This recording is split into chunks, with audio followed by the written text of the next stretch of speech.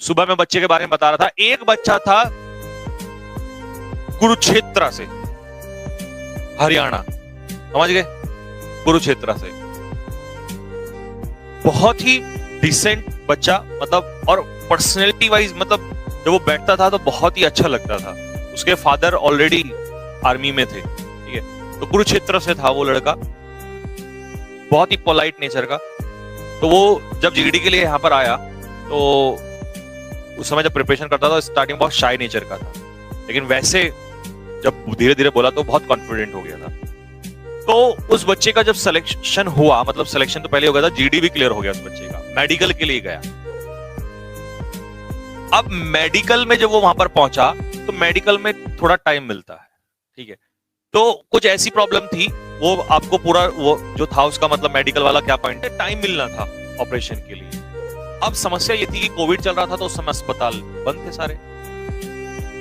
अब उस बच्चे को उस समय वो चीजें जो है रिकवर करानी थी, लेकिन क्योंकि वो बंद थे तो वो हो नहीं पाया। फिर उसने उसको बाद में करवाया तो उन्होंने उसको रिजेक्ट कर दिया। फिर वो गया सीधा कोर्ट में। हाँ। अब उनके पास ये इस चीज का वहां से जवाब नहीं, और फाइनली उस बच्चे को अब ले लिया। तो मतलब उसने लड़ाई लड़ी, संघर्ष हुई, और एयरफोर्स वालों ने उसको सही ठहरा दिया। जब अपील हुई ये, और तो एयरफोर्स वालों ने उसको सही ठहरा दिया कि हाँ इस बच्चे को लेना है, और वो बच्चा आज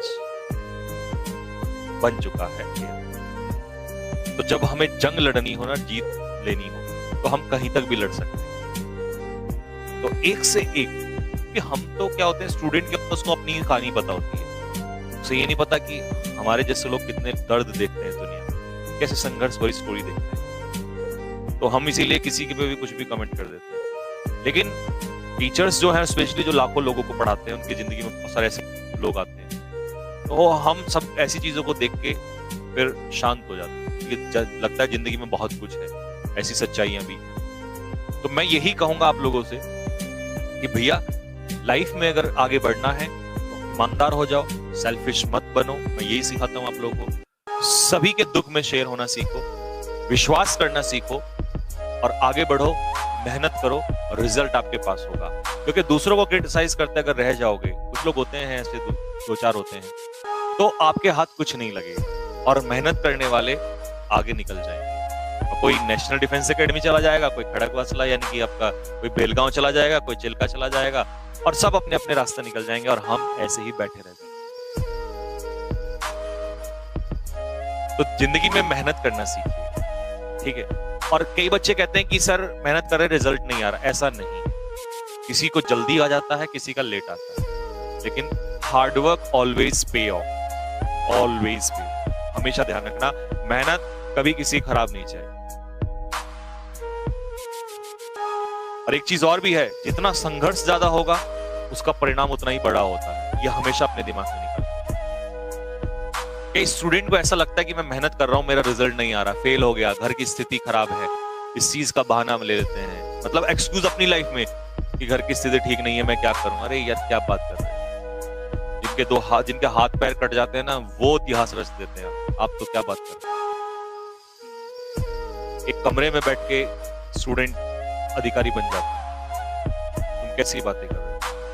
और आज तो हजारों सुविधाएं हैं, उस समय जिस समय ये मोबाइल फोन नहीं होते थे, लोग तब भी अधिकारी बनते थे।